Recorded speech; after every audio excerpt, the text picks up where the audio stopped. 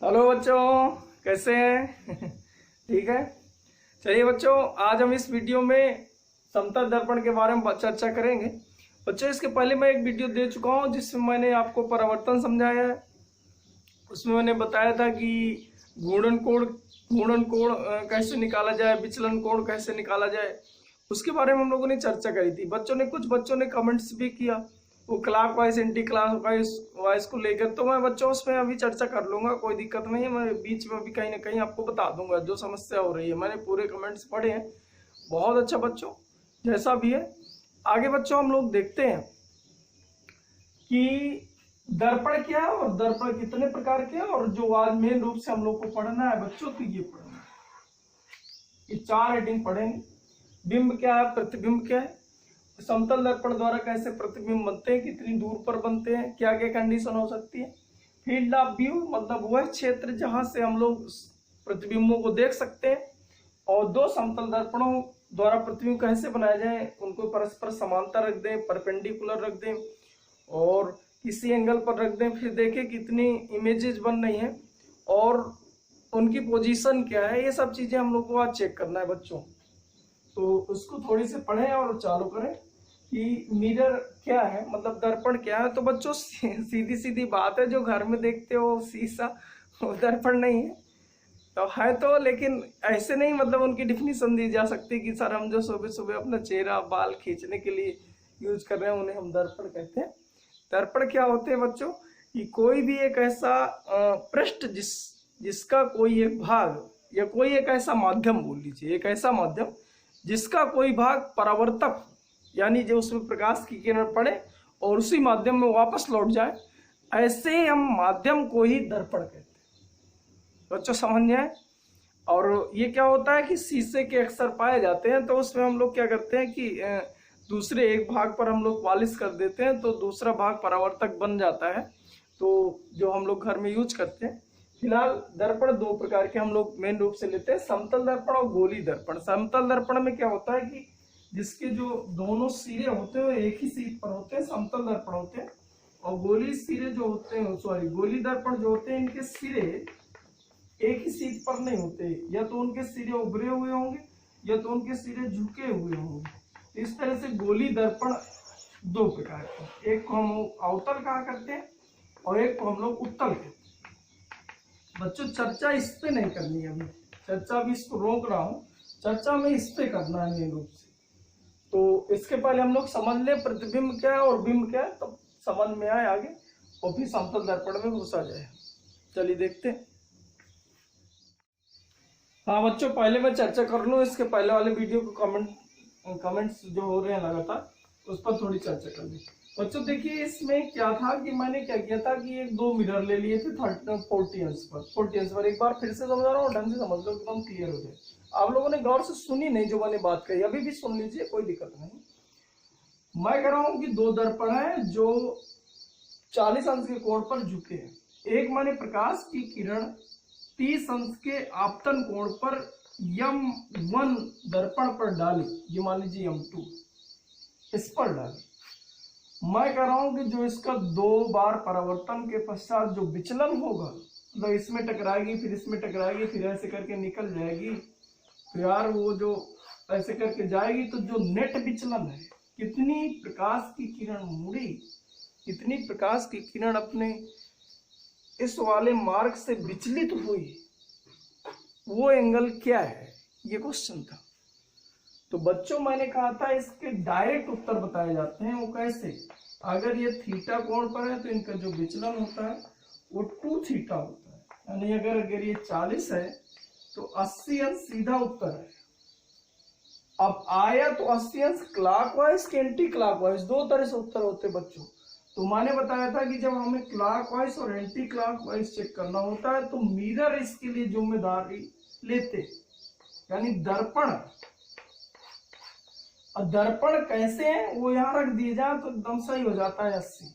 जैसे कि पहले मिरर पे पड़ रही थी प्रकाश किरण, तो उंगली रख लीजिए पहले मिरर, और दूसरे मिरर पे जा रही थी तो हम यहां से पहले मिरर से दूसरे मिरर की ओर ले जाए, पहले मिरर से दूसरे मिरर की ओर, मिरर से तो मतलब ये कैसा है, ऐसे ऐसे करके गाड़ियां चलती हैं बच्चों, ऐसे ऐसे, और मुझे चलना पड़ रहा है ऐसे ऐसे, क्योंकि यहाँ से रख के मैं ऐसे चल रहा हूँ, यहाँ से रख के ऐसे चल रहा हूँ, तो मैं सीधा सीधा लिख देता एंटी क्लॉकवाइज। ये सीधे बच्चों आंसर, जबकि मैंने पहले सवाल पर क्या बताया था, डायरेक्ट आंसर नहीं बताया था, पर इसको हल करने का तरीका बताया था। तो अगर मैं हल करता इसको, तो भैया हल करने के लिए मैं रे देखता, यानी किरण जो है उनको देखता। यहाँ पर मैं किसको देख रहा हूँ, मिरर को। तो किरण को देखें तो अगर यहाँ से देखिए आई, तो ये वाला विचलन अगर चेक करें, यहाँ से यहाँ तक प्रकाश किरण विचलित हुई, तो λ1 देखा जाए, तो बच्चों ऐसे करके आई और ऐसे करके मुड़ी, फिर से देखिए क्लॉकवाइज मुड़ रही है। कौन, किरण। मैं अभी इनको हल कर रहा हूं तो किरण चेक करूंगा। मैं इधर डायरेक्ट उत्तर बताया था तो मिरर चेक करा था। मिरर मैंने बताया कि यहाँ पहला मिरर, दूसरा मिरर, जिस पर प्रकाश किरण आपतित हो पहला है, जिस पर जा रहे हो दूसरा है, और तो मिरर से मिरर पे जाना तो एंटी क्लॉकवाइज। अब यहाँ पर मैं किरण से जा रहा हूँ कि ये किरण ऐसी जानी चाहिए थी, लेकिन परावर्तन के पश्चात ऐसी चली गई, तो कितना विचलित हो गई, तो मैं किरण बदल रहा हूँ ना यार। तो यहाँ तो अगर देखा जाए तो ये क्लॉकवाइज है। क्लॉकवाइज भी कितना है आपको पता है, 180 माइनस 2i, आई का मान था 30, तो 30 दुना 60, 60 घट गया तो 120 है, वो भी आप देखिए बच्चों तो क्लॉकवाइज है। तो इसको मैं लिख लूँ क्लॉकवाइज। इसी तरह आप यहाँ पर बच्चों चेक करो, यहाँ ये प्रकाश किरण ऐसी जानी चाहिए थी, लेकिन ऐसे मुड़ के ऐसे जा रही है, तो फिर से क्लॉकवाइज है, लेकिन है कितनी है और चेक कर लीजिए। तो अगर ये 30 तो ये 30, तो अगर ये 30 तो ये हो जाएगा 60 बच्चों। अगर ये 60, 40, 100 तो 100 है, तो ये 80 है। इसका मतलब ये 10 अंश पर आए तो 10 से ही गए, तो यहाँ पर हम लिख सकते हैं 180 माइनस 2 गुणे आई, आई का मान कितना हो गया 10, 10 दुना 20, मतलब 160 है। ये भी क्लॉकवाइज। तो जो नेट विचलन हो गया बच्चों, वो इसको जोड़ दिया जाए तो 0 0, क्योंकि ये भी क्लॉकवाइज ये भी क्लॉकवाइज जुड़ जाएंगे, ये हो जाता है 6 7 8 280, और ये क्लॉकवाइज। ये उत्तर है बच्चों। मैं पहले आपको डायरेक्ट उत्तर बताया था 80 एंटी क्लॉकवाइज, तो आपको पता है कि क्लॉकवाइज अगर 280 है तो एंटी क्लॉकवाइज कितनी होगी, एंटी क्लॉकवाइज 360 माइनस 280 बराबर 80 एंटी क्लॉकवाइज, यानी इसके उत्तर हो गए एंटी क्लॉकवाइज या 280 क्लॉकवाइज। तो बच्चों आप लोग का जो कमेंट्स था वो ये था कि सर कभी आप क्लॉकवाइज ले लेते हैं, कभी एंटी क्लॉकवाइज ले लेते हैं। तो क्लॉकवाइज एंटी क्लॉकवाइज का जो रूल है वही, डायरेक्ट उत्तर बताना है तो मिरर से चेक करिए, एक मिरर से दूसरा में। आपको हल करके चेक करना है तो रो पे जाइए, क्लॉकवाइज एंटी क्लॉकवाइज चेक करते रहिए। बच्चों ये आप लोगों का कंफ्यूजन था, एक बार फिर से चेक कर लीजिएगा, सबके सब उत्तर आपके मैच कर रहे हैं।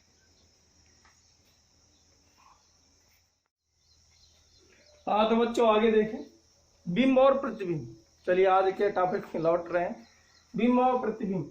तो बच्चों को सबसे पहले बात बता दूं कि यदि मान लीजिए प्रकाश की किरण कुछ ऐसे आ रही है, मान लीजिए मैं एक प्लेन मिरर ले लिया हूं ऐसे करके, और ये प्रकाश की किरण मान लीजिए यहाँ से चल रही है, मेरी बात समझना बच्चों, ये ऐसे करके जा रही है, और दूसरा एक प्लेन मिरर में और ले रहा हूँ यहाँ। बच्चों आप देखिए इसमें प्रकाश की किरण कुछ ऐसे करके आ रही है, बस आपको समझना है क्या है।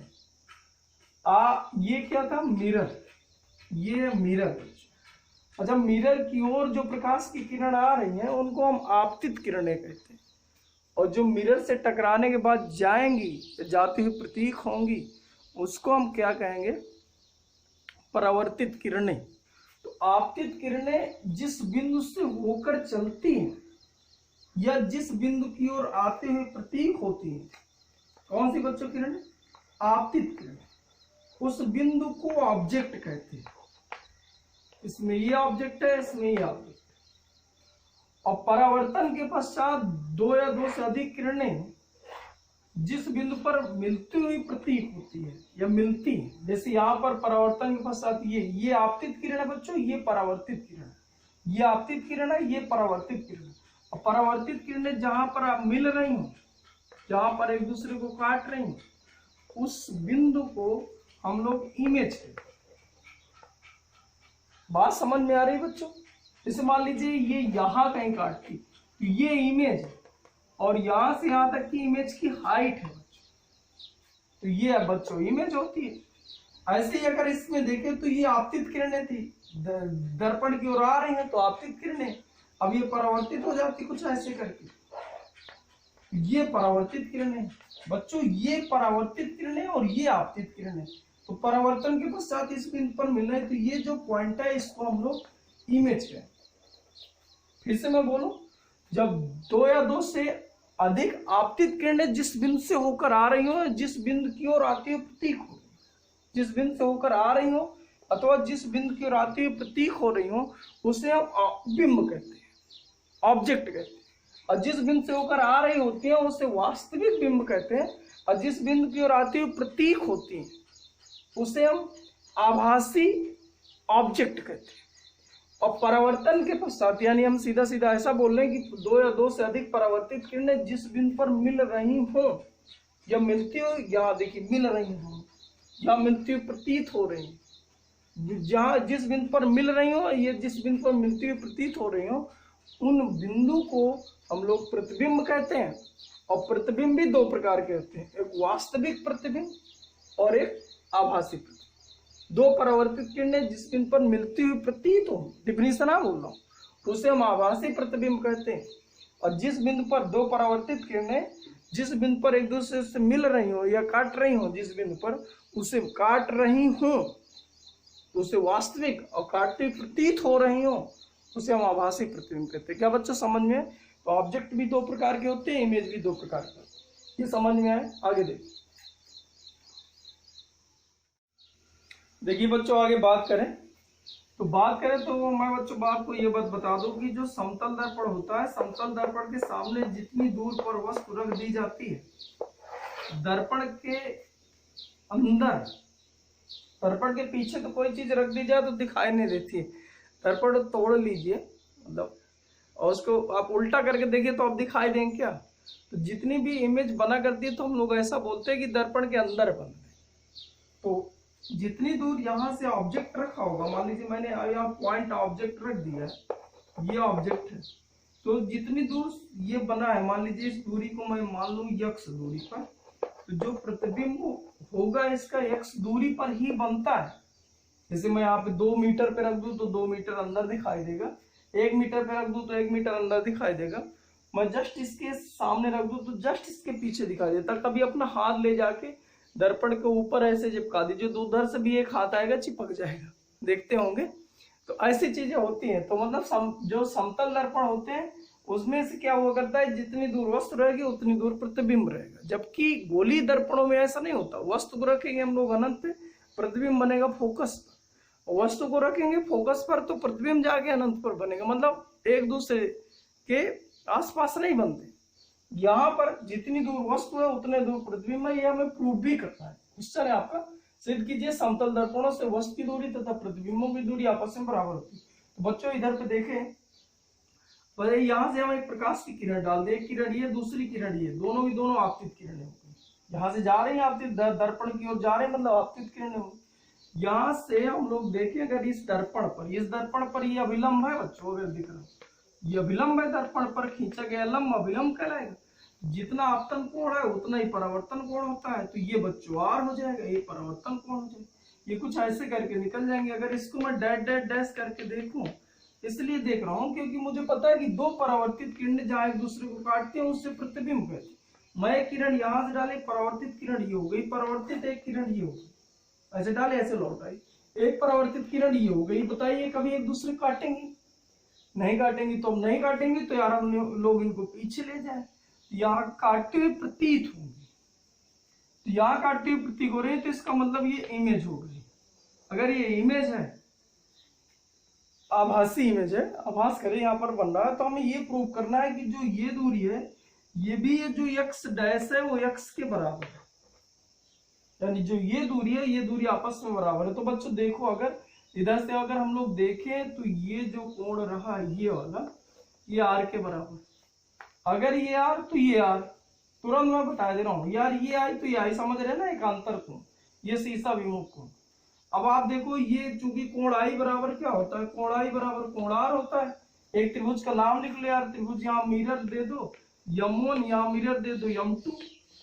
ये त्रिभुज का नाम क्या है? त्रिभुज का नाम है ऑब्जेक्ट यानी ओ M2 M1 वह एक त्रिभुज ले लीजिए यार, ये इमेज यानी त्रिभुज आप ले लीजिए त्रिभुज I M2 M1 में से इन्हें समरूप त्रिभुज दिखा दीजिए बच्चों, प्रूव हो जाएगा। तो इस वाले त्रिभुज में I, इस वाले त्रिभुज का R आपस में बराबर, क्योंकि परावर्तन का नियम लग गया।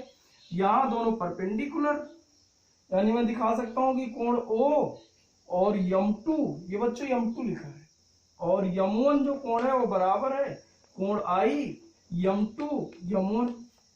और देखिए बच्चों ये जो है M1 M2 तो दोनों त्रिभुजों पर है M1 M2, तो ये उभयनिष्ठ हो गई, उभयनिष्ठ भुजा हो गई, तो त्रिभुज हो गए सर्वांगसम। अगर त्रिभुज सर्वांगसम है तो इसका मतलब मैं लिख सकता हूँ M2 से O की दूरी और M2 से I की दूरी आपस में क्या है, बराबर, यानी x बराबर x'। मुझे यही प्रूव करना, मतलब मुझे समझ में आ गया कि समतल दर्पणों में जितनी दूर मैं वस्तु को रखूंगा प्रतिबिंब भी मेरा उतनी दूर पर बनेगा। हाँ बच्चों, कुछ सवाल देखें, क्या करें देखिए इधर एक सवाल देखो। सवाल क्या कर रहा हूं कि मैं एक मिरर रख रहा हूं ऐसे करके, और यहां पर एक ऑब्जेक्ट कुछ ऐसे दिखा रहा हूं।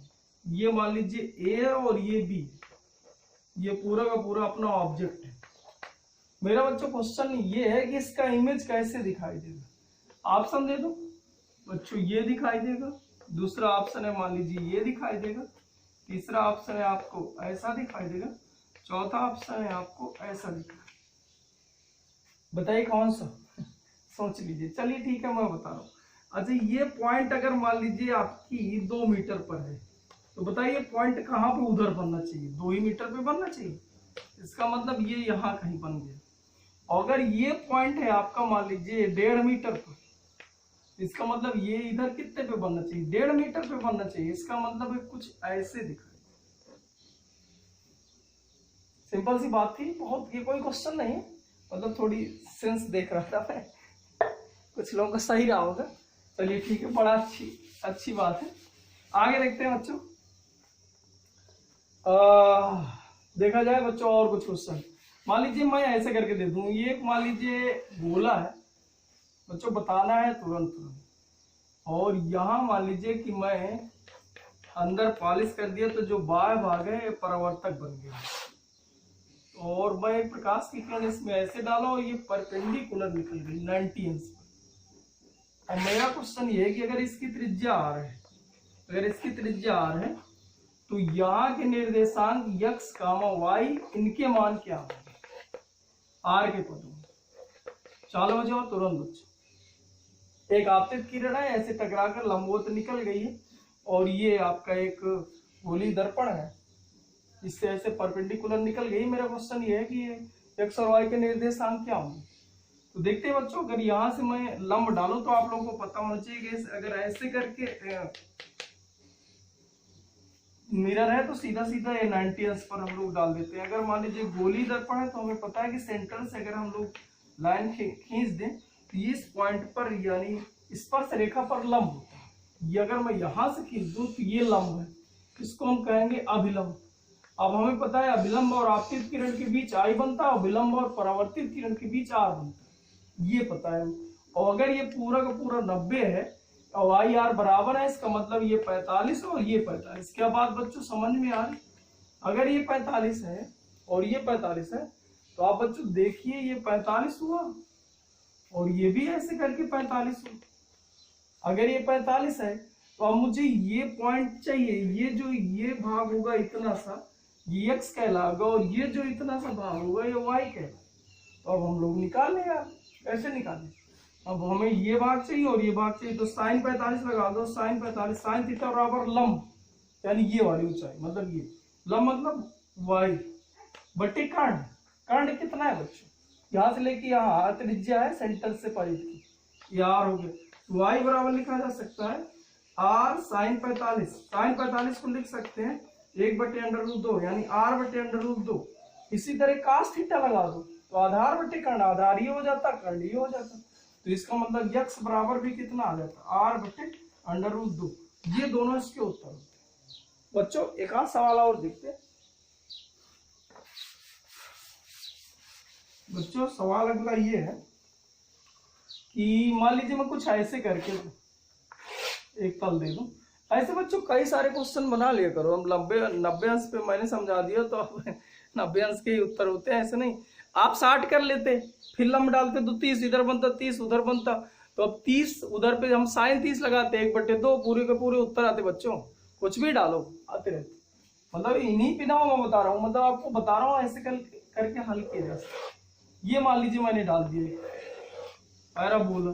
अब मान लीजिए ये क्या है कि x के एक मान के लिए y के दो पद हैं, x बराबर y स्क्वायर है। ये इसका ग्राफ का संबंध है, ये बच्चों ऐसे करके दिया है।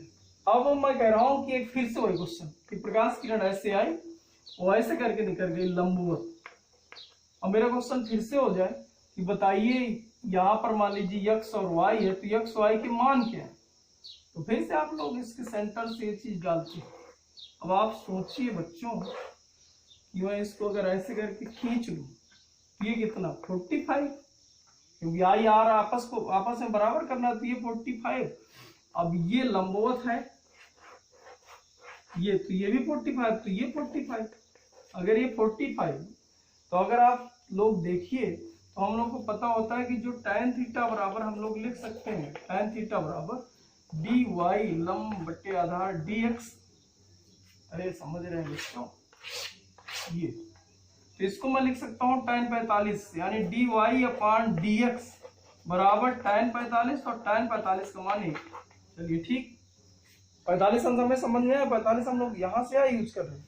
अब आपका संबंध क्या है, x बराबर वाई स्क्वायर, तो इसको लिखा जा सकता है dx बराबर 2y dy, और इसको लिख लें dy अपान dx बराबर 1/2y, और dy अपान dx का मान कितना निकाल लिए थे 1/2y बराबर 1।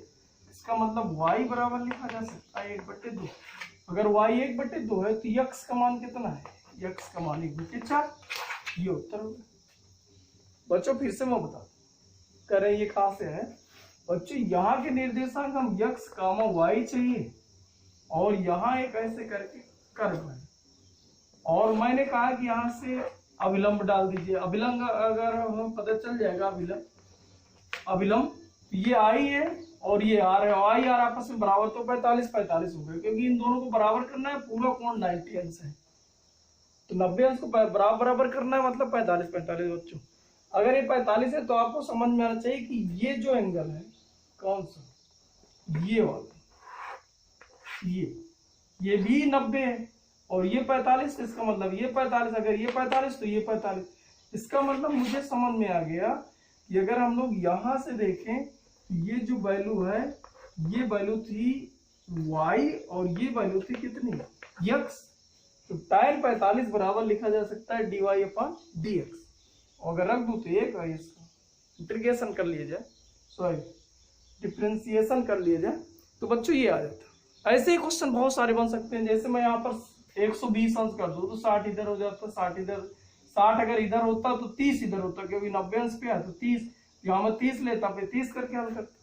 बच्चों ऐसे करके हल कर सकते थे। आगे और देखते हैं। हाँ बच्चों, और कुछ कैसे करें। मान लीजिए x अच्छा है, ये x अच्छा है और ये y अच्छा है। अब मैं क्या करूं, यहाँ एक वस्तु रख दूं। मान लीजिए ऑब्जेक्ट मैंने रख दिया 2,0 पर, और ये 45 अंश पर मैंने एक मिरर लगा दिया 45 अंश के कोण पर। बताइए ये कहाँ ऑब्जेक्ट दिखेगा, ये ऑब्जेक्ट, सॉरी ये ऑब्जेक्ट है, इमेज कहाँ दिखेगा। चलो जाओ।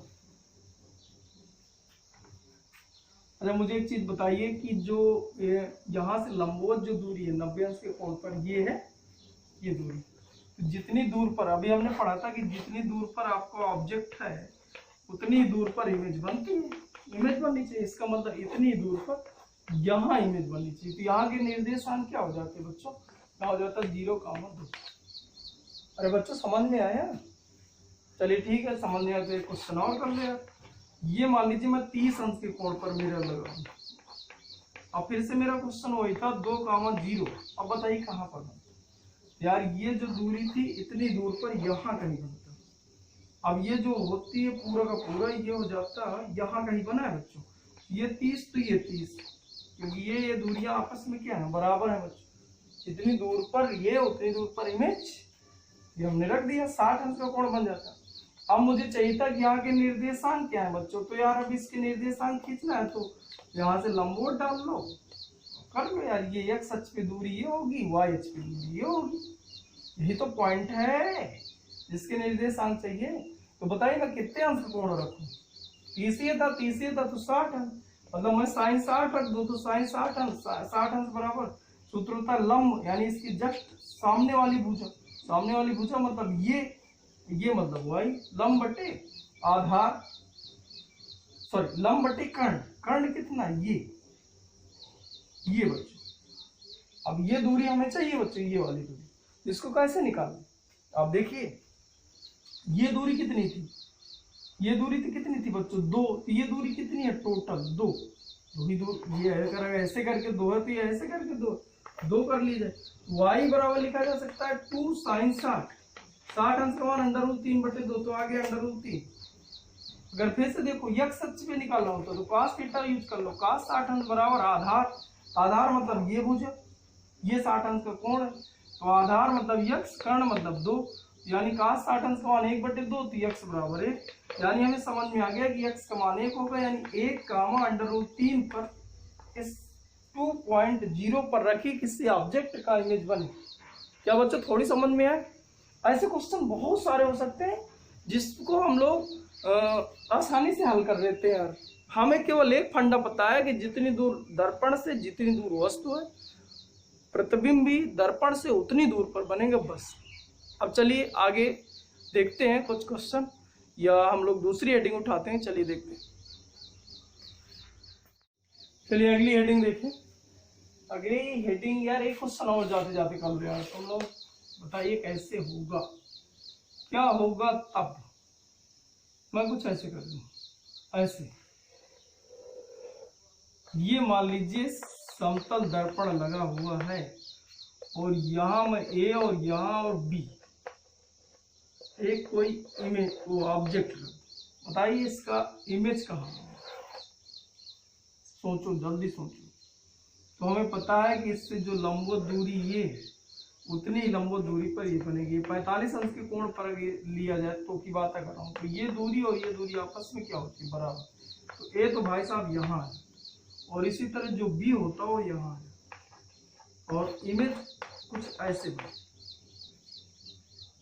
ये कैसा था हॉरिजॉन्टल, ये कैसा हो गया वर्टिकल। ये जो 45 अंश के कोण पर समतल दर्पण को सेट किया जाता है ना, ये एक स्टैंडर्ड सेटअप होता है।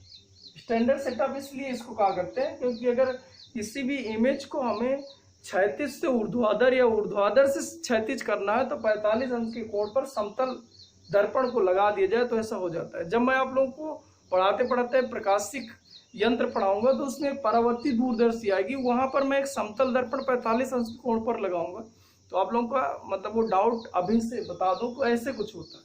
ये वर्टिकल को हॉरिजॉन्टल, हॉरिजॉन्टल को वर्टिकल में कन्वर्ट करने के लिए। हाँ बच्चों, तीसरी हेडिंग देखें, फील्ड ऑफ व्यू, मतलब वह क्षेत्र होता है जहां से हम लोग इमेज को देख सकते हैं। जैसे देखिए बच्चों, मैं क्या करूं, मिरर को मैं ऐसे करके मान लीजिए मैं यहाँ, और एक मैं ऑब्जर्वर को रख दूं यहाँ, अब कह दूं इसके लिए कहां से कहां तक की वो क्षेत्र होगा जहां वस्तुओं को देख सकता है मिरर पर। तो हम लोग देखें अगर, तो इस पे हम लोग ऐसे करके लोरेस्ट पॉइंट पर हम प्रकाश की किरण डालें, ये किरण कुछ ऐसे करके निकल जाती है, क्योंकि अगर हमें पता है कि जो आपतन कोण है वही परावर्तन कोण होना चाहिए, तो कुछ ऐसे करके प्रकाश किरण निकल जाती है। तो ये है वही है, लेकिन अगर हम लोग यहाँ देखें तो ये आपतन कोण था तो ये परावर्तन कोण होता, ये आई है और ये क्या है बच्चों आर है। तो अगर ये आर है कुछ ऐसे निकल जाता बच्चों। इसका मतलब ये जो क्षेत्र है, ये जो क्षेत्र है, इस क्षेत्र पर परावर्तित किरणें पहुंची और इसे दिखाई कहाँ देता, ये यहाँ पर वस्तुएं दिखाई देती। यानी अगर देखते तो यहाँ से अगर देखा जाए इतने से क्षेत्र से देखा जाए, इसका इमेज यहाँ दिखाई। क्या बच्चों समझ में आ रही बात? यानी ये जो क्षेत्र है, इस क्षेत्र को हम लोग कहते हैं फील्ड ऑफ व्यू। इसको क्या करते हैं? Field of view. अब आपको ये चीजें समझना है कि अगर ये चीज है तो यहाँ से लेके या अगर ये मिरर है, यहाँ से लेके यहाँ तक का जो ये क्षेत्र होगा, यहाँ से इसका इमेज यहाँ देखा जा सकता है। तो ये जो क्षेत्र होता है इसे फील्ड ऑफ व्यू। देखिए ऐसे कुछ क्वेश्चन देखते हैं, क्वेश्चन से और एकदम क्लियर होगा। मान लीजिए मैं ऐसा कह, हाँ बच्चों ये क्वेश्चन और देख रहे हैं, क्वेश्चन आप समझिए थोड़ी। क्वेश्चन बच्चों ये है कि ये पथ है, ये पथ है हमारा, यहाँ एक मिरर लगा है, मिरर आधार से 2 मीटर ऊपर लगा है, ये मिरर है। यहाँ एक ऑब्जेक्ट है, इस ऑब्जेक्ट को ये ऑब्जर्वर है जो ये इससे चलता हुआ जाएगा। तो उसका क्वेश्चन ये है कि कहाँ से कहाँ वो पॉइंट है जहाँ ये ऑब्जेक्ट इस मिरर पे आपको दिखाई दे। तो हमें पता है कि अगर इसके पॉइंट ऑफ व्यू ही मुझे चाहिए, यहाँ से मैं ऐसे करके आपतित किरण खींचूं तो ये ऐसे करके निकल जाती बच्चों। ऐसे ही अगर इसको डैश करके देखते तो यहाँ कहीं इसका प्रतिबिंब बनता हुआ दिखाई देता, और ये ऐसे करके बच्चों निकल जाती। तो इसको अगर मैं डैश करके देखूं तो यहीं पर ये प्रतिबिंब बनते हुए दिखाई देते। चलिए बच्चों ये यानी ये जो भाग है ये फील्ड ऑफ व्यू हुआ, यानी ये भाग हमें चाहिए जो उसको दिखाई दे रहा है। यानी इस भाग पर जब ये चलता हुआ पहुंचेगा तो इसको इस दर्पण के अंदर ये प्रतिबिंब, ये जो ऑब्जेक्ट है, ये ऑब्जेक्ट प्रतिबिंब के रूप में यहाँ दिखाई देता है। जब तक यहाँ से लेकर यहाँ तक ये चलता रहता है इसको दिखाई देता है। क्या बच्चों समझ में है? तो ये भाग हमें चाहिए। तो अगर हमें इसे निकालना है तो भैया देखो इसमें 2 त्रिभुज दिख रहे होंगे। एक त्रिभुज ये, वैसे ही ओरल बता दे रहा हूँ, ये त्रिभुज ये दिख रहा होगा, एक त्रिभुज आपको ये दिख रहा होगा, ये समरूप त्रिभुज है। समरूप त्रिभुज में लंब बटे लंब, यानी अगर इसको मैं y मान लो तो ये हो जाता लंब मतलब कितना बच्चों, ये हो जाता 2 बटे लंब मतलब y बराबर आधार, मतलब ये यहाँ से लेके यहाँ तक की दूरी। तो अगर आपको पता है कि अगर ये 3 है तो ये भी 3 मीटर है, क्योंकि यहाँ से मतलब ये हो गया मिरर, मिरर से ऑब्जेक्ट की दूरी, मिरर से इमेज की दूरी आपस में बराबर होती है। यानी आधार लिख सकता हूँ 3 बटे 3, ये पूरा आधार, तो बटे आधार तो बटे 3 प्लस 3 मतलब मैं कितना लिख दूँ 6। तो इसको देखा जाए तो इसको लिखा जा सकता है y बराबर 4 मीटर। मतलब जब तक ये यहाँ से यहाँ तक 4 मीटर तक नहीं चढ़ जाएगा उसे दिखेगा नहीं। अब देखा जाए कहाँ तक दिखेगा, तो इसको मैं मान लूँ y1। अब आप एक बच्चों एक त्रिभुज और देखिए, कौन सा त्रिभुज देखेंगे, ये पूरा, ये यहाँ से कितना हो जाता बच्चों, ये लंब पूरा हो जाता 3। अरे दिखा बच्चों एक ये पूरा त्रिभुज ऐसे कर, और ये पूरा का पूरा ये, तो लंब बटे लंब ये कितना था 4, और ये y1 हमें चाहिए तो 4 प्लस y1 बराबर आधार, यानी 3 बटे पूरे का आधार 6। बच्चों समझ में आया, 3 बटे 6, तो 3 से 3 कट गया तो 4 प्लस y1 बराबर 6 लिखा जा सकता है। तो y1 बराबर 2 मीटर। इसका मतलब मुझे समझ में है कि आधार से 4 मीटर ऊपर, फिर उससे 6 मीटर तक, मतलब यहाँ से 2 मीटर तक हमें दिखाई देता, 2 मीटर तक हमें दिखाई देता, यहाँ से लेके यहाँ तक इस ऑब्जेक्ट का इमेज दिखाई देता। लेकिन कब, जब 4 मीटर में ऊपर चढ़ जाता तब। बच्चों ऐसे ही और क्वेश्चन थोड़ी देख लें, देखना हो तो देखिए एक क्वेश्चन तो और ही देख लो, इसके बाद अगली हेडिंग देखा जाए क्योंकि बहुत शार्ट में मुझे पढ़ाना भी है। हाँ बच्चों ऐसा देख लें, फिर से मैं 1 मीटर ऊपर मान लीजिए, 1 मीटर ऊपर, यहाँ से 1 मीटर ऊपर, यहाँ मैं 1 मीटर ऊंचाई का एक जो है मिरर माने ले रहा हूँ। ये मिरर है 1 मीटर ऊंचाई का, 1 मीटर ऊपर, और यहाँ एक पॉइंट ऑब्जेक्ट है, लेकिन इस बार जो देखने वाला वो 3 मीटर दूर है मान लीजिए यहाँ से, तो वो 2 मीटर दूर है यार, देखने वाला यहाँ से जा रहा, तो इसका पता है जा रहा है गुड्डू लाल, यहाँ से गुड्डू लाल जा रहे हैं। जब गुड्डू लाल देखेंगे तो इसको इमेज नहीं दिखाई देगी इसमें, यानी जब इस मिरर को देखे, इसको देखेगा तो कहीं देखे यार उसको दिखाई देता रहेगा ऑब्जेक्ट, मैं कह रहा हूँ मिरर को देखे और ये दिखाई दे, मतलब इसको इमेज चाहिए। तो इमेज चाहिए तो यार यहाँ से जाते जाते तो फिर से आपका क्वेश्चन वही है कि कितनी दूर और वो कौन सा भाग है जहां पर वो इस ऑब्जेक्ट को इमेज के रूप में देख सकता है। तो फिर से मैं एक लोएस्ट पॉइंट से खींच दूं और जितना आपतन कोण उतना ही परावर्तन कोण, मतलब जितना आई उतना आर, और इसको अगर देखा जाए यहाँ कहीं काटता हुआ प्रतीक हो। एक मैं हाईएस्ट पॉइंट से खींच दूं, मिरर के हाईएस्ट पॉइंट से, तो कुछ ऐसे करके जाता, और यहाँ ये भी अगर मैं देखूं तो यहाँ से जाता हुआ यहाँ से ये हो गया इमेज, ये बच्चा हो गई इमेज। ये कुछ ऐसे, ये पॉइंट रहा, ये जो भाग है ये फील्ड ऑफ व्यू, ये क्वेश्चन मार्क, वह भाग जहां से इस ऑब्जेक्ट का इमेज देख ले कौन, ये भाई साहब, ये भाई साहब चल रहे हैं टिक टिक टिक टिक समझिए।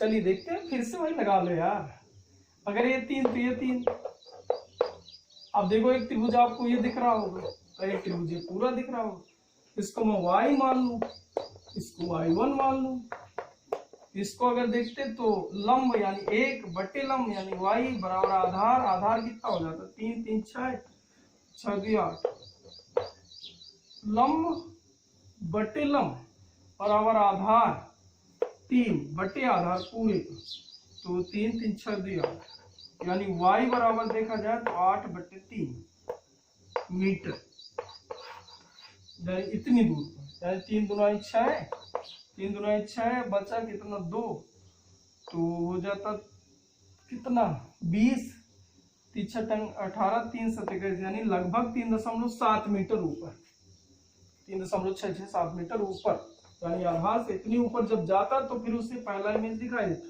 और कहाँ तक दिखाई देगा ये और ज्ञात कर लो। अब फिर सब हम ये वाला त्रिभुज ले लें पूरा, ये लंब कितना हो जाता है, लंब हो जाता है 1 1 2 बटे लंब ये पूरा, ये इधर कितना था, ये इधर था 8/3 प्लस 8/3 प्लस y1 बराबर आधार, तो आधार कितना हो गया 3 बटे आधार, तो ये हो जाता 8, अरे 8 बराबर हम क्या करें, इसको लिख सकते हैं 3 8/3 प्लस y1 बराबर, फिर गुणा कर रहा हूँ 8 दूनी 16, इसको इसमें मैं गुणा कर दूं तो ये हो जाता 8 प्लस 3y1 बराबर 16, तो 3y1 बराबर लिखा जा सकता है। बच्चों समझ में आ रहा है ना, गुणा कर रहा हूँ यहाँ सिंपल, हो जाता 8, तो y1 बराबर लिखा जा सकता है 8/3। इसका मतलब मुझे समझ में आया कि 8/3 यानी 2.25 मीटर ऊंचे से, यानी इतनी ऊंचाई पर 2.7 मीटर ऊंचाई चढ़ने के बाद 2.7 मीटर और ऊंचाई तक हमें इमेज के दर्शन होते, इस लल्लू लाल को होते, हमें नहीं, यहाँ से यहाँ तक जब तक जाता तो उससे दिखते रहते। बच्चों समझ गया पॉइंट आप भी। ऐसे और एक आप क्वेश्चन देखते हैं, जैसे क्वेश्चन आपका ये हो जाए, हाँ बच्चों कुछ क्वेश्चन ऐसे भी होते हैं, जैसे कि मान लीजिए आपको दर्पण दे दिया जाए, घर में जो समतल दर्पण होता है उसको दे दिया जाए, छोटा सा दे दिया जाए, आप कह दिए इसको आप ऐसे सेट कर लो कि अपनी आकृति पूरी इसमें देख सको, मतलब पूरा इमेज आप दर्पण पे देख पाओ, तो ऐसा संभव नहीं होता कभी देखे आप ऐसे, मतलब चाहे जितनी दूर जाके सेट कर दूंगा पूरा अपने आप को देख लूंगा, ऐसा नहीं होता बच्चों, क्योंकि आपको अगर अपनी पूरी आकृति देखना है तो कम से कम जो मिरर है आपकी हाइट का आधा होना चाहिए, कम से कम, ज़्यादा से ज़्यादा चाहिए इतना लगा दो, कम से कम आपकी हाइट का आधा होना चाहिए, और जो मिरर होना चाहिए वो आपकी हाइट मतलब आधार से आपके पैर से आधी ऊंचाई ऊपर रखा। जैसे मान लिया आप 2 मीटर पे, तो 2 मीटर यानी 1 मीटर ऊपर 1 मीटर, 2 मीटर है आप 1 मीटर ऊपर और 1 मीटर ऊंचाई का अगर मैं दर्पण लगा दूं तो आप उस दर्पण पर अपने आप को पूरा देख पाएंगे।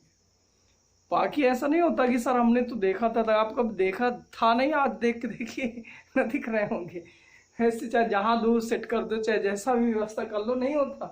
तो जरिए वही चीज मैं प्रूव कर रहा हूँ। देखिए मान लीजिए मैं ऐसे करके एक दर्पण ले लिया, यहाँ से यक्ष दूरी पर एक बंदा, चमत्कारी बंदा 2 मीटर का है और जिसकी आंखें टॉप पर है यहाँ चमत्कारी बंदा खड़ा है। तो बताइए इसका इमेज भी कितनी दूर दिखाई देगा, एक यक्ष दूरी पर ही दिखाई देगा यहाँ, और ये 2 मीटर का ही दिखाई देगा चमत्कारी बंदा, इसकी आंखें टॉप पर होंगी। क्या बात समझ में आ रही? ऐसे करके दिखाई देगा। ये तो अब इसमें थोड़ी सी बात कर रहे हैं। मान लीजिए इस बंदे को, ये जो ऑब्जेक्ट है और ये इसका इमेज है, मैं कह रहा हूं इसको अपनी मान लीजिए चरणों के दर्शन करने हैं, चरण देखने हैं, ऐसे शीशे में चरण देखने। इसका मतलब ये कुछ ऐसे करके देख रहा हो गया, यहाँ चरण है तो इसमें कुछ ऐसे करके प्रकाश किरणें आई होंगी, ऐसे करके ही तो देखा होता है यार। यानी प्रकाश किरण ऐसे जाके जब यहाँ से ऐसे गई है, फिर ऐसे करके ऐसे गई है, तो हमारी आंखों पर पड़ी है, तो हमें रियल में वस्तु दिखाई दी। लेकिन ये किरण जब हम लोग देख रहे हैं तो हम यहाँ से आते हैं, मतलब हमें चरण के दर्शन होते। मतलब मुझे समझ में आ गया कि मुझे अपने पैर देखने हैं तो मैं यहाँ से, मतलब यहाँ से देख सकता हूँ। यानी इतना जो नीचे मिरर लगा हुआ है ये वाला भाग, इसका कोई यूज नहीं, मतलब इसको काट के हटाया जा सकता था। और अगर मुझे अपना सर देखना तो सीधे देखो, ऐसे करके प्रकाश किरण जाती और ऐसे लौट के आती है, हमें दिखाई देता। इसका मतलब अगर मुझे अपने पैर से सर तक इमेज देखना है अपना, तो केवल मुझे इस मिरर की जरूरत है, इस वाले मिरर की, बाकी ना इधर जरूरत है ना इधर जरूरत। इतना सा मिरर अगर मैं रख दिया होता तो मैं अपना पूरा का पूरा इमेज मिरर में देख सकता था। अब अगर देखा जाए तो इसमें फिर से वही समरूप त्रिभुज लगा दीजिए, लंब बटे लंब, ये पूरा लंब, मान लीजिए बंदा यच हाइट का है, तो ये जो इधर मिरर की जरूरत नहीं थी, इसको मैं वाई मान लीजिए, तो लंब कितना हो गया वाई। ये समरूप त्रिभुज है, दिखा है कि नहीं बच्चे? लंब बटे लंब यानी यच बराबर आधार यक्स बटे आधार 2x। इसका मतलब यक्स से यक्स कट गया और यच बराबर वाई बराबर लिखा जा सकता था यच बाई 2। इसका मतलब मुझे समझ में आया कि जो मिरर है वो यच बाई 2, नीचे उस मिरर का कोई यूज नहीं। यानी जो मिरर में रखूं प्रतिबिंब से या जहां से मेरे चरण है उससे यच बाई ऊपर मिरर रखूं, इसका कोई यूज नहीं है। पहली बात समझ में। फिर कितना रखें, क्योंकि इतने से भाग का यूज है, तो इतना सा भाग निकाल लीजिए, तो फिर से आप लगा दो ये वाला त्रिभुज ले, तो लंब, ये लंब है, मतलब ये y1 मालूम है, बटे लंब ये पूरा, अगर ये यच है तो ये यच, यच बराबर आधार यानी ये भाग यानी यक्स बटे आधार यानी पूरा 2x। इससे इसको काट दिया जाए और y1 बराबर भी h/2 है। इसका मतलब फिर से मुझे समझ में है कि जो दर्पण की ऊंचाई होनी चाहिए वो कम से कम हमारी हाइट की आधी होनी चाहिए और आधे मीटर ऊपर लगी होनी चाहिए। बच्चों समझ में? ये क्वेश्चन, एक क्वेश्चन कर ले, देखते हैं क्वेश्चन। मान लीजिए एक बंदा है, वो भी चमत्कारी बंदा है, 2 मीटर ऊंचा है। मान लीजिए कि मैं ऐसे कर लिया, ऐसे ऐसे ऐसे करके एक बंदा ले लूं, ये मान लीजिए 2 मीटर ऊंचा बंदा है, इसकी हाइट 2 मीटर है, चल ठीक। इसकी जो आंखें हैं वो 20 सेंटीमीटर नीचे है, आंखें तो नीचे रहेंगी ना यानी 20 सेंटीमीटर नीचे आंखें। अब यहां से उसने क्या किया था, एक मिरर लिया और यहां से कुछ दूर पर खड़ा है, मान लीजिए 3 मीटर दूर खड़ा है, ऐसे करके 3 मीटर दूर खड़ा है। अब मेरा क्वेश्चन ये है कि कितना ऊंचाई का उसे मिरर चाहिए और कितनी ऊंचाई पर रखा होना चाहिए, मतलब कितनी ऊंचाई का मिरर चाहिए और कितनी ऊंचाई पर वो रखा होना चाहिए। तो चलिए ठीक है, देखते हैं। तो अब यहाँ से आप देखिए बच्चों, अगर इससे देखना तो इसका इमेज यहाँ कहीं बना होता, ऐसे ऐसे करके ये इमेज बना होता, ये 3 मीटर तो ये 3 मीटर। बच्चों तुरंत देखें, अब ये 20 सेंटीमीटर नीचे, तो इसकी जो हाइट रही होगी 180 सेंटीमीटर आंखों से रही होगी और 200 सेंटीमीटर पूरी यहाँ से यहाँ तक रहेगी। ये 200 सेंटीमीटर ये टोटल है, लेकिन आंखों से अगर हाइट देखी जाए तो 180 सेंटीमीटर। अब अगर ये देखेगा तो आंखों पर ही प्रकाश किरणें जानी चाहिए, यानी आंख पर जा रही है, अपने चरण देख रहे हैं। इसका मतलब प्रकाश किरण यहाँ से आई थी और यहाँ पहुंची। तो एक बात मुझे समझ में आ गई कि अगर आंख अपने चरण देखने हैं तो यहाँ से देखेगा, मतलब कहाँ से आंख में प्रकाश किरण जानी चाहिए, तो यानी 20 सेंटीमीटर नीचे से। इसका मतलब मुझे समझ में आया कि ये रहा 180 सेंटीमीटर। अब मुझे ये जो खराब भाग है ये चाहिए था, मतलब इधर दर्पण की कोई जरूरत ना थी। तो ये भाग कितना हो जाता, तो फिर से देखो बेटा, लंब बटे लंब, यानी यहाँ ये वैल्यू मुझे चाहिए लंब 180, आधार बटे आधार यानी 3/6 यानी 1/2 यानी जस्ट आधा, यानी मैं 90 सेंटीमीटर कहूँ। यानी मुझे पता चल गया, अरे 180/2 मतलब 90 सेंटीमीटर, h/2 ही तो आता है यार। इसका मतलब 90 सेंटीमीटर ऊपर रहो। बंदा 2 मीटर ऊंचा था लेकिन आंखें उसकी 180 सेंटीमीटर पे थी, यानी 20 सेंटीमीटर एक कपाल रहा होगा उसके नीचे रही। तो अब आगे देखते हैं, इतना सा भाग। अब मान लीजिए इसको देखना है अपना पूरा चेहरा, तो चेहरा में तो वो ऊपर भी देखेगा ना अपने बाल वाल भी। तो इसका मतलब मुझे समझ में आ गया कि अगर उसे पूरा अपने आप को सेट करना है तो कुछ ऐसे करके देखें। अरे समझ में आ रही बात, यहाँ से प्रकाश किरण कुछ ऐसे, यहाँ तक तो ऐसे करके देख लेते। अब ये ऊंचाई मुझे पता है कि अगर ये 90 तो ये 90, वही सेम लंब बटे लंब, आधार बटे आधार, ये निकला। अब ये ऊंचाई और निकाल ली। ये ऊंचाई कितनी थी यार, 20 सेंटीमीटर। अब मुझे पता है कि ये h/2, इसका मतलब 10 सेंटीमीटर और अगर हम ले लेते तो इतने से वो अपने आप को पूरा देता। अगर ये 90 सेंटीमीटर का लेते तो इतने से ऊपर उसे नहीं कुछ दिखाई देता, या अगर ऊपर सेट करने के चक्कर में रहता तो पैर उसके थोड़ी कट गए होते, पैर ना दिखाई देते। इसका मतलब मुझे समझ आया कि 10 सेंटीमीटर और ले, इसका मतलब पूरे 100 सेंटीमीटर ऊंचाई का ले ले, यानी 90 सेंटीमीटर ऊपर रखे, बात सही है, और 100 सेंटीमीटर ऊंचाई का एक मिरर लगा ले तो उसे पूरा का पूरा अपना 2 मीटर लंबा इमेज दिखाई देने लगता। बच्चों थोड़ी बात समझ आए, ऐसे क्वेश्चन जब भी पूछे तो आप आगे हल करिए, मैं आगे बढ़ रहा हूँ। हाँ बच्चों, आगे चौथी हेडिंग देख रहे हैं।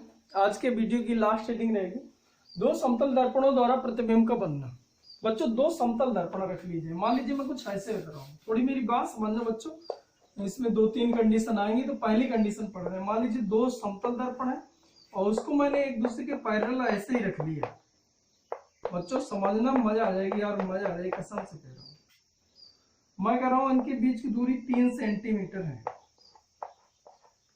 और एक ऑब्जेक्ट को मैंने उठा के यहाँ से 2 सेंटीमीटर और यहाँ से 1 सेंटीमीटर दूर यहाँ ऑब्जेक्ट रखा। ये बच्चों ऑब्जेक्ट, मैं कह रहा हूँ कितने प्रतिबिंब दिखाई देंगे। तो कभी आप एक दूसरे गौर करो, कहीं आप जाइए दो ऐसे करके दर्पण रख दीजिए एक दूसरे के पहले और आप चेक करो, तो उसमें आप देखेंगे तो जहां तक आप देख सके देखिए, आप नजर आएंगे। इसमें देखिए तो जहां तक देखो तो आप मतलब अनंत प्रतिबिंब बनते, कभी अगर गौर करें। अब कैसे बनते हैं उनको चेक कर रहे हैं। देखिए बच्चों, अभी हमें एक फंडा पता है कि समतल दर्पण के सामने जितनी दूर वस्तु रखी होगी उसका प्रतिबिंब भी उतनी दूर बनता है। अब 1 सेंटीमीटर मैंने दूर रखा है तो 1 सेंटीमीटर दूरी प्रतिबिंब बना, यहाँ से प्रकाश किरण गई होगी और इसको मैं और डैश करके ऐसे पूरा खींचे ले रहा हूँ, आगे प्रतिबिंब बनाते जाएंगे। तो इसका मतलब प्रकाश की किरण ऐसे आती हुई प्रतीक हुई होगी और कुछ ऐसे गई है। ये यानी 1 सेंटीमीटर से आए तो 1 सेंटीमीटर दूर यहाँ प्रतिबिंब बना 1 सेंटीमीटर दूर। मान लीजिए मिरर 1 है और ये मिरर 2 है, तो M1 द्वारा पहला प्रतिबिंब बना 1 सेंटीमीटर दूर। बच्चों क्या बात समझ में?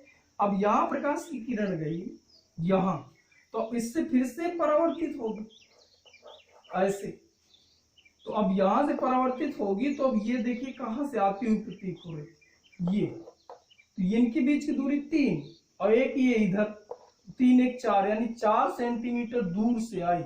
इसका मतलब जब ये ऐसे करके इसमें गई, ये जो प्रतिबिंब बना वो भी इसका, ये आपतित किरण का परावर्तना हुआ। तो आपतित किरण 4 सेंटीमीटर दूर, इनके बीच दूरी 3 ही है, ये 4 सेंटीमीटर। इसका मतलब प्रतिबिंब कहाँ बना, 4 सेंटीमीटर दूर। फिर आप ऐसे करके देखें ये, तो इसके लिए आपतित किरण क्या थी, 4। कहां से, यहां से 4 आई थी। इसका मतलब अगर मैं इस दर्पण से देखूं तो 3 ये और 4 ये, तो 4 3 7। इसका मतलब ये जो प्रतिबिंब बनता हुआ इसे दिख रहा होगा, ये 7 सेंटीमीटर दूर। इस तरह से करके ऐसे करके ऐसे ऐसे ऐसे निकलती रहती। अब दूसरा देखिए, इस वाले मिरर से देखा जाए, यहां से प्रकाश किरण आई, कितनी दूर ऑब्जेक्ट 2, तो इमेज कितनी दूर 2। इसका मतलब यहां पर बना 2 सेंटीमीटर। प्रकाश किरण ऐसे गई परावर्तित हो, तो ये परावर्तित किरण इस वाले दर्पण के लिए आपतित है, और यह आ कहां से रही 2, ये इनके बीच की दूरी, यानी इस वाले यहां से ये दूरी देखें तो 3 ये 2 ये 5। इसका मतलब जब परावर्तित होगी तो 5 सेंटीमीटर दूर ही प्रतिबिंब बन रहा होगा, ऐसा प्रतीक होगा। अब यहां से फिर से परावर्तित होना है, तो इस वाले दर्पण के लिए आपतित किरण, आपतित कहां से हो रही, 5 ये 3 ये 5 3 8। इसका मतलब जब ऐसे करके निकलेगी तो ये 8 सेंटीमीटर दूर ऐसे करके इमेज बनेगी। ऐसे निकल गई, ऐसे निकल गई। अब बताइए बच्चों, ये प्रकाश की किरणें तो निकल गई, क्या प्रतिबिंब बनना रुक गए कि भी ऐसे ही बनते रहे? रुक नहीं गए बच्चों, क्योंकि अगर मैं यहां से प्रकाश किरण डाला हूं, आप और नीचे से ऐसे डाल दीजिए, तो ऐसे करके बहुत सारे ऐसे ऐसे ऐसे ऐसे ऐसे प्रतिबिंब बन के गए होते। यानी प्रतिबिंब बनने के लिए एक ही किरण या 2 किरणें अप्लाई नहीं होती, असंख्य किरणें होती हैं। अब जो किरण और नीचे से गई वो और सारे प्रतिबिंब बना के गई होगी। अगर बात तुम्हें समझ में आ रही है, अब ये नहीं कि छोटे छोटे 2 दर्पण रख लूं, सर जी 8 प्रतिबिंब बने, फिर किरण ऊपर निकल गई ऐसा नहीं। इसका सोच कि मैं ऐसे करके रखा है और नीचे सेट कर, तो 1 2 किरणें, मतलब अभी 1 2 प्रतिबिंब और सेट हो जाते। इसका मतलब अगर हम लोग सोचे तो इतने छोटे से पॉइंट से कितनी किरणें गए होंगे, असंख्य। इसका मतलब असंख्य प्रतिबिंब बना गए होंगे, तो नीचे और गया होगा। अरे अब ये ना कह देना सर जी और जो नीचे गया होगा और पहले प्रतिबिंब बना दिया होगा। देख इधर थोड़ी सी आप लोगों को ये फंडा भी तुम लोगों को क्लियर कर दूं। वैसे तुम लोग ये क्वेश्चन बहुत ज्यादा किया करते हो। ये ऑब्जेक्ट है, मान लीजिए मैं करूंगा एक किरण यहाँ से गई, एक किरण यहाँ से गई, एक किरण यहाँ से गई, एक किरण यहाँ से गई, एक किरण यहाँ से गई, ये सब किरणें गई। अब बताइए इसके लिए आई छोटा है तो परावर्तन कोण भी छोटा होगा, तो ये जो होगा यहां मान लीजिए इसका इमेज बना, यह इसके लिए ऐसा था बना।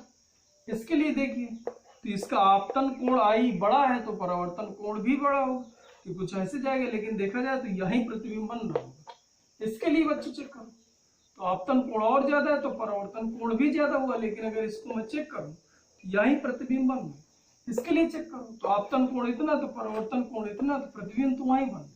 इसके लिए चेक करो आपतन कोण ये परावर्तन कोण ये, तो अभी भी इसके लिए प्रतिबिंब वहीं बन।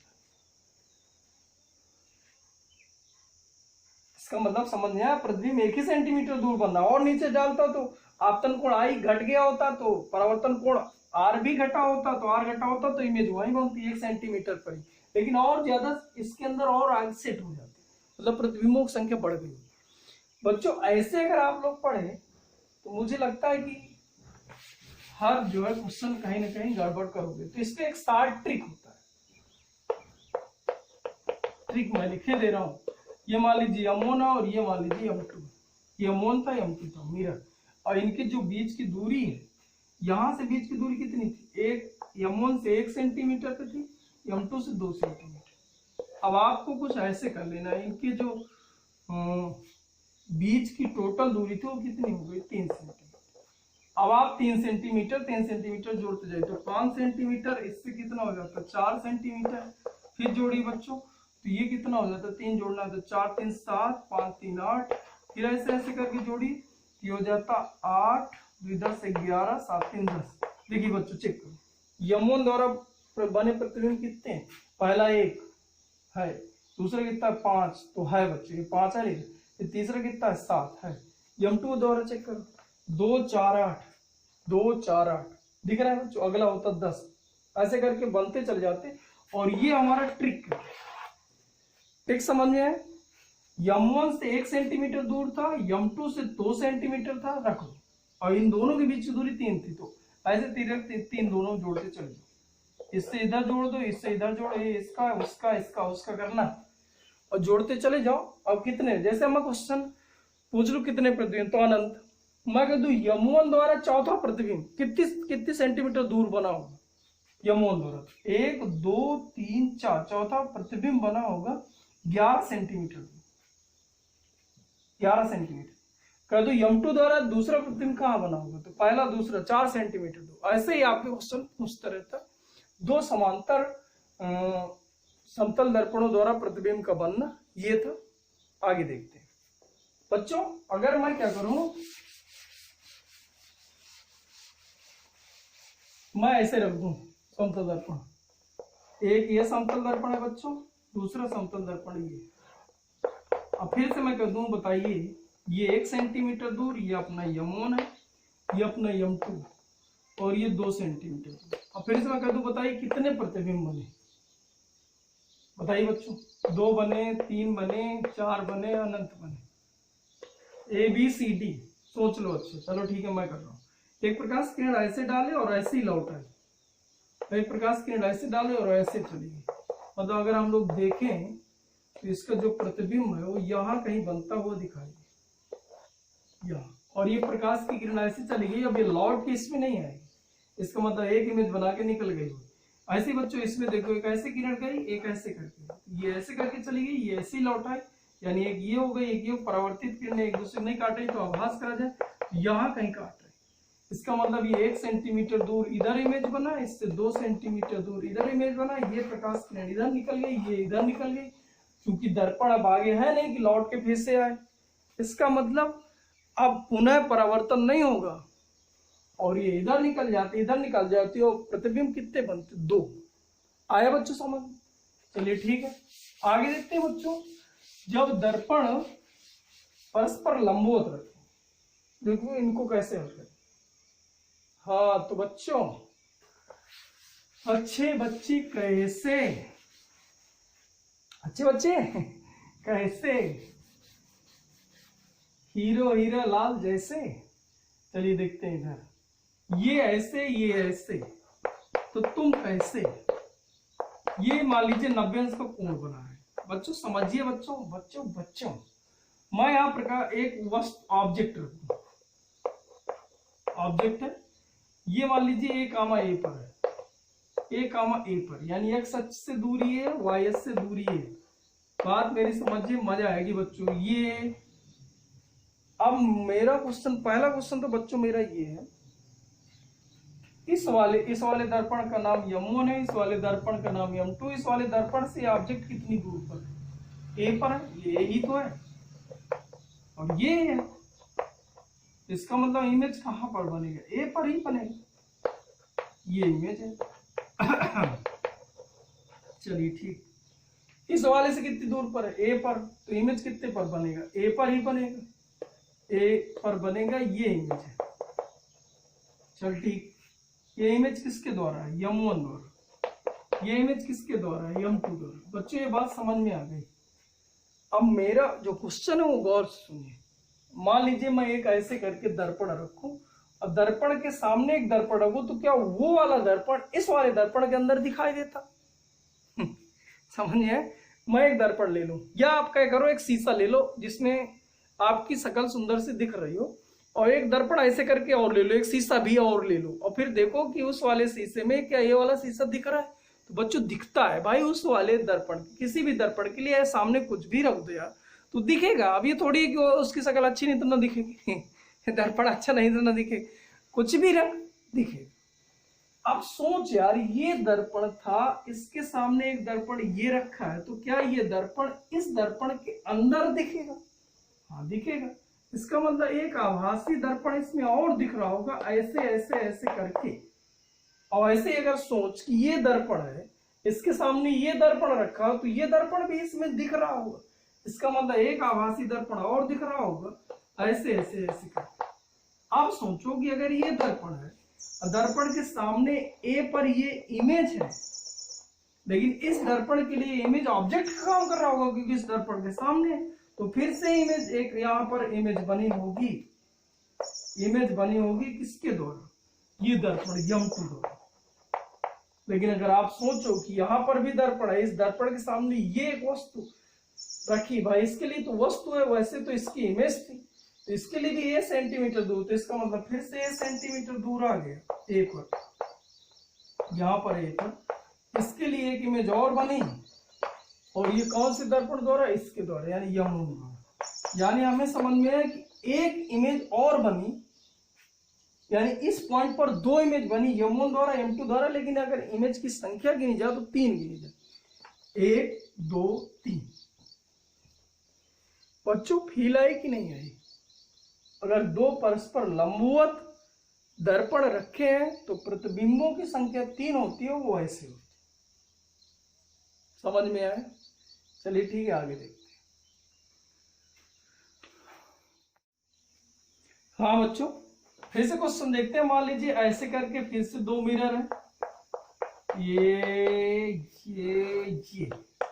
ये मान लीजिए आपका M1 है और ये आपका M2 है। बच्चों क्वेश्चन अच्छा 90 अंश पर है।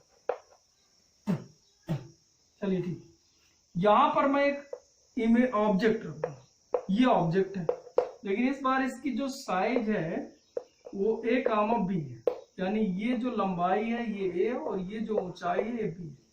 ये मान लीजिए b है, ऐसे करके y अक्ष में, x अक्ष पे a है, ऐसे है। उस बार मैंने सिमेट्रिक लिया था, इस बार मैं नॉन सिमेट्रिक ले रहा हूँ। ऐसे पॉइंट लिया था, ये भी a हाइट पर लिया था और ये ऐसे लिया था। इसको सिमेट्रिक कहते हैं, यानी x और y इससे समान दूरी पर है, इसको नॉन सिमेट्रिक कहते हैं। लेकिन अगर इसमें बच्चों देखें तो इससे कितनी दूर पर है, a पर, तो सॉरी b पर, तो प्रतिबिंब भी कितने पे बनता, b पर ही बनता, यानी b पर ही प्रतिबिंब बच्चों बनता। ये यहां से कितनी दूर पर, a पर, ये है बच्चों, ये इमेज बन रहे। यहां से अगर b पर है तो a पर है, तो a पर ही दूर इधर इमेज बनती, ये इमेज बनती M2 द्वारा और ये इमेज बनती M1 द्वारा। फिर से बच्चों, इसके सामने ये दर्पण है, इसका मतलब ये दर्पण इधर आभासी दिख रहा होगा, ये आभासी दर्पण है, इधर ये आभासी दर्पण दिख रहा होगा। तो इस दर्पण के लिए ये ऑब्जेक्ट का काम करता है, तो ये इमेज है जो ऑब्जेक्ट काम करती है, तो इधर ये वाली इमेज इसमें दिख रही होगी, और ये कितनी दूर पर थी, a, इसका मतलब a पर ही इधर दिखती बच्चों, यहाँ तक। और इसके लिए ये b ऊंचाई पर थी, इसका मतलब ये b पर दिखती, और फिर से दोनों इमेज एक ही पॉइंट पर आ गई। इस तरह से ये इमेज आपका M1 द्वारा भी बना और ये इमेज आपका M2 द्वारा भी बना, मतलब इस एक ही पॉइंट पर दो इमेज बनी है, इस काउंट करी जाएगी एक, क्योंकि इधर उधर तो है नहीं। इस तरह से इमेज कितनी बनी, 3। उसमें इमेज कितनी बनी थी, 3। यानी सिमेट्रिक और नॉन सिमेट्रिक का एक कंसेप्ट हुआ करता है, उसका सूत्र है 360 - 1 बाई थीटा, ऐसे करके एक सूत्र होता है। तो सिमेट्रिक के लिए हुआ करता है 360 - 1 बटे थीटा, और नॉन सिमेट्रिक के लिए हुआ करता है 360 बटे थीटा। जो अगर नॉन सिमेट्रिक के लिए लगाते तो इसमें कुछ और उत्तर आता, इसे उसमें लगाते तो 360 बाई थीटा -1, ये कितना हो जाता, 9 चौको 36, 4 - 1 बराबर 3। ये सूत्र है बच्चों, क्या, ये नंबर ऑफ इमेज यानी प्रतिबिंबों की संख्या ज्ञात करने का सूत्र होता है 360 बटे थीटा। थीटा यानी दोनों दर्पणों के बीच का कोण -1, तो 3। ये तो सही है, ये सिमेट्रिक के लिए होता है। नॉन सिमेट्रिक के लिए वो करता है 360 बटे थीटा, थीटा कितना 90, बस, -1 नहीं होता नॉन सिमेट्रिक के लिए। ये बच्चों 4 इमेज दिखाते, जबकि रियल में कितनी इमेज बना करते, 3। घुस रहा है मैं कह रहा हूं सिमेट्रिक है तो ये सूत्र -1, नॉन सिमेट्रिक के लिए 360 बटे थीटा, नॉन सिमेट्रिक के उत्तर आए 4, सिमेट्रिक के लिए आए 3, जबकि नॉन सिमेट्रिक और सिमेट्रिक दोनों के लिए 3-3 उत्तर है। ये कह रहा हूं, मतलब ये सूत्र गड़बड़ हो सकता है, लेकिन आप ऐसे लगाना सीख लिए तो बहुत बढ़िया आएगा, एकदम दिमाग में रख लीजिए। एक और देख, मैं तुम्हें इसके लिए क्या करूं, ट्रिक दे दूं, सूत्र के चक्कर न पड़िए, इधर सूत्र तो कभी कभी गड़बड़ हो जाते हैं, सीधे ट्रिक में आओ यार। ट्रिक में एक ट्रिक आप लोगों को पहले मैं दे दूं, समझो, थोड़ी फील करो। ये दूरी कितनी है, ये a थी, ये b थी, तो ये √a² b²। ये दूरी कितनी, वही है। ये दूरी कितनी, वही है। ये दूरी कितनी, वही है। इसका मतलब ये सेंटर है और ये दूरी समान है तो सबकी सब त्रिज्या है। इसका मतलब अगर मैं चाहता तो इनसे होकर वृत्त खींचे जा सकते थे, सॉरी इनसे होकर एक वृत्त खींचा जा सकता है। इसका मतलब मुझे समझ में और आ गई बात, सिमेट्रिक हो चाहे नॉन सिमेट्रिक हो, जो इमेज है और ऑब्जेक्ट है, जो ऑब्जेक्ट है और जो इमेज है एक वृत्त पर ही बना करते हैं, सॉरी वृत्त की परिधि पर ही बनते हैं, इधर उधर नहीं बनते। आई बात समझ में? और अगर बनते हैं तो वृत्त पर पूरा कोण कितना बना सकते हैं? 360 बना सकते हैं। दूसरा और दिमाग लगाओ, थोड़ा बच्चों दिमाग लगाना, बहुत इंपॉर्टेंट चीज है बता रहा हूं। ये दर्पण है, दर्पण की मैं आगे जब तक रहूंगा तब तक मैं दिखता रहूंगा, मैं पीछे बैठ जाऊं नहीं दिखूंगा। मतलब अगर 180 अंश पीछे चला गया, 180 या 180 अंश से ज्यादा, मतलब मैं दर्पण के पीछे पहुंच जाऊंगा और दिखाई नहीं दूंगा। मतलब मुझे समझ में आ गया कि इमेज तब तक बनती रहेंगी जब तक 180 या 180 अंश से कम, सॉरी 180 अंश से कम बना रहेगा। अगर 180 या 180 अंश से ज्यादा हो गया तो प्रतिबिंब बनना रुक जाएंगे। अब देखो M1 और M2 ऐसे करके ले लूं। अब मान लीजिए कि मैं 45 अंश पे कोण ले लिया, सिमेट्रिक वाले की बात कर रहा हूं, फिर मैं कुछ और ले लूंगा, ये 45 अंश पे ले लिया सिमेट्रिक के लिए है बच्चों। तो M1 से कितनी दूर? 45 अंश पे। तो M2 से कितनी दूर? 45 अंश पर, क्योंकि दोनों के बीच का कोण कितना बच्चों? 90। अब सोचो, अब इनमें बस वही जोड़ते जाओ 90-90। अगर इसमें 90 में जोड़ा होता तो ये कितना हो जाता है? 135। ये भी कितना हो जाता है? 135। अगर फिर से मैं 90 जोड़ दूं बच्चों, इसमें 90 जोड़ता तो 5 हो जाता, 9 1 10 2 12, 80 लाए 1 1 1 2 225 225 हो जाता। अब क्या ये 180 या 180 से ज्यादा है, तो मतलब यहाँ प्रतिबिंब बनने की कोई चांस नहीं है, प्रतिबिंब यहाँ बने। तो हमारे उत्तर कितना आया? 4। जबकि रियल में अभी लगाए थे तो कितना आया था? 3।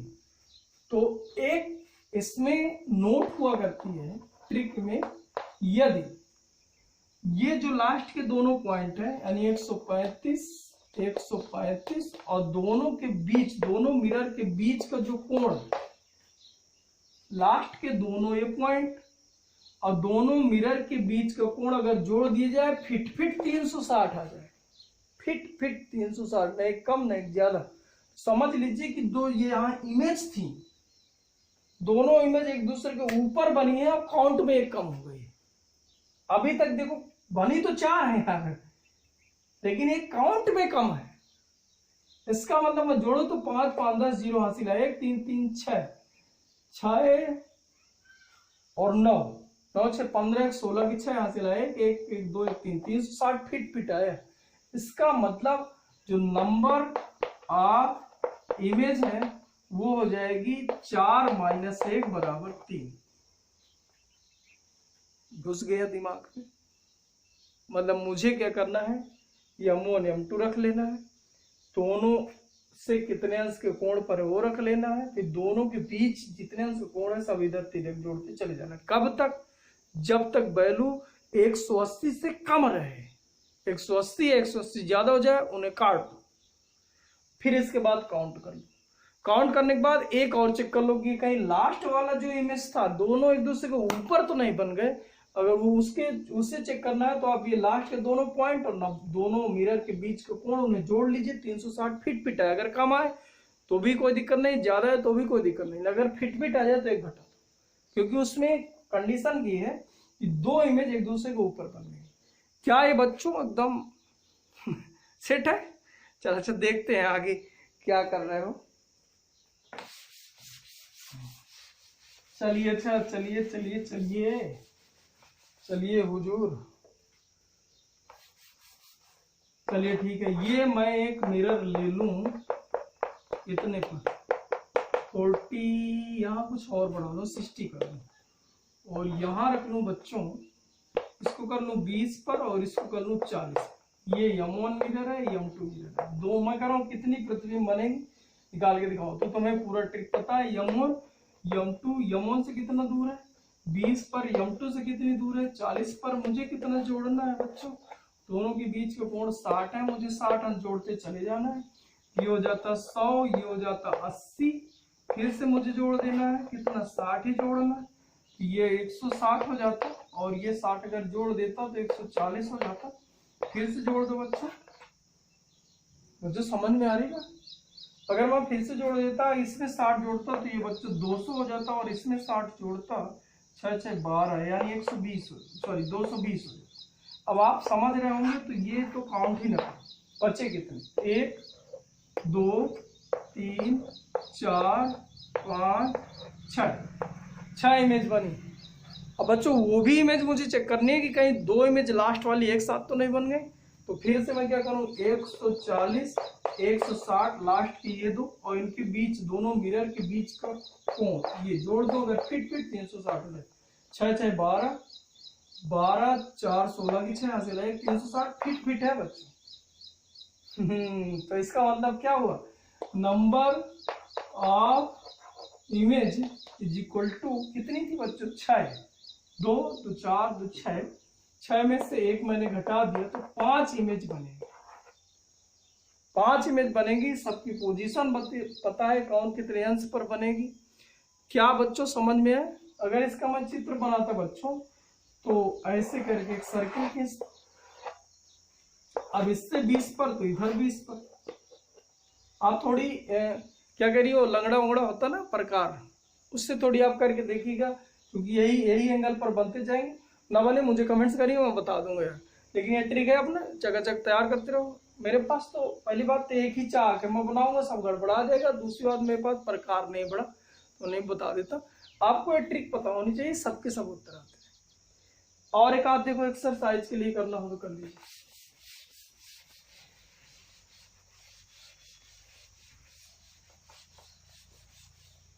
आओ हाओ हाओ आओ आओ आओ। मैं कह रहा हूं 2 मिरर है, इनके बीच जो है 40 अंश का कोण है। 1 से 10 ये ऑब्जेक्ट है, ऑब्जेक्ट इधर 10 अंश का कोण बना रहा है, इधर 30 अंश का कोण। बेटा क्वेश्चन है तो तुम्हें करना है या मैं बता दूं, ठीक है। इसको m1 मानो, इसको m2 मानो। तो m1 m2 इधर से कितना m1 से 10 था, m2 से 30 था, इनके बीच की दूरी 40 थी। तो 40 जोड़ते चले जाओ, 4 3 7 4 1 5, और फिर से 40 जोड़ दो तो इधर हो जाता 90, इधर हो जाता 40 जोड़ने पर 110। फिर से वही 40 जोड़ दो तो इधर अगर मैं 40 जोड़ देता तो ये हो जाता 130, और ये हो जाता 150। फिर से 40 अगर जोड़ दें तो ये इधर पे आ जाता 4 3 7 170, और इधर अगर मैं 40 जोड़ देता तो 5 4 9 190। ये बच्चों रहे तो 1 2 3 4 5 6 7 8, ये तो 90 180 ज्यादा हो गया। 180 या 180 ज्यादा होने का नहीं करना, मतलब ये तो 1 2 3 4 5 6 7 8 9 प्रतिबिंब बने। अब हमें वो वाला भी प्रतिबिंब चेक करना है जो लास्ट में एक साथ बन जाता है। तो लास्ट के दोनों ये कितने थे 170 और 190, और दोनों के बीच का एंगल है, बीच का एंगल कितना 40। जोड़ो बेटा 0 0 0, ये हो जाए 7 4 11, 7 4 11 और 9 20, और 2 2 4 2 6 2 2 4, हाँ ठीक है 2 2 4 459, 400 360 नहीं है बच्चों, मतलब नंबर ऑफ इमेज कितनी 9। बच्चों समझ में है। और मैं इसमें ज्यादा बताने की इच्छा नहीं कर रहा हूँ, आपके पास जो भी एक्सरसाइज बुक है उससे आप करिए, और अगर कोई क्वेश्चन फंस रहा है तो मुझे कमेंट्स करिए, मैं आपको बताऊंगा। और थोड़ी कुछ क्वेश्चन देखते हैं, कुछ नए प्रकार। बच्चों में कुछ क्वेश्चन ऐसे कर दो, देखना गौर से।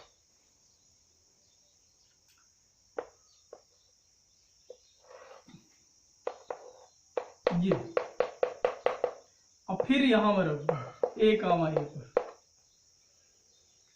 क्या बच्चों समझ में आ रही है। यहाँ है, बताइए कि कितने प्रतिबिंब बने। तो देखिए बच्चों यहाँ से कितनी दूर पर ए पर, तो इमेज कितनी दूर बना ए पर।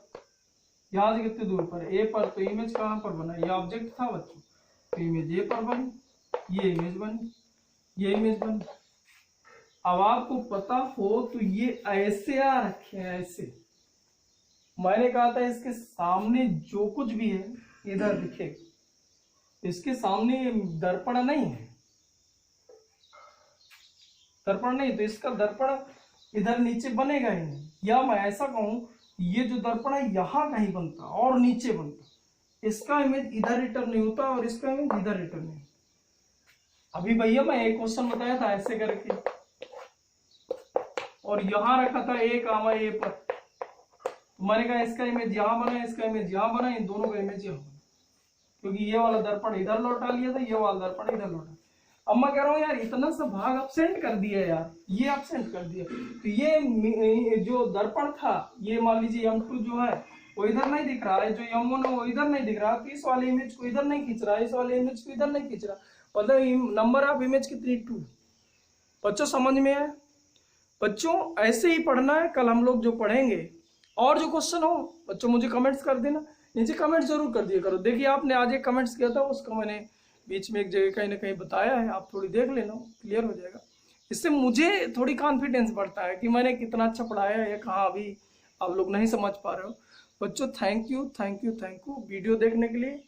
आगे हम कल एक मिरर लेंगे, उसके सामने ऑब्जेक्ट रखेंगे, उसको गति कराएंगे, फिर मिरर भी गति करेगा, ऑब्जेक्ट भी गति करेगा, कुल मिला के वेलोसिटी ऑफ मिरर और वेलोसिटी ऑफ ऑब्जेक्ट और इनसे रिलेटिव क्वेश्चन कल हम लोगों का मेन टारगेट रहेगा।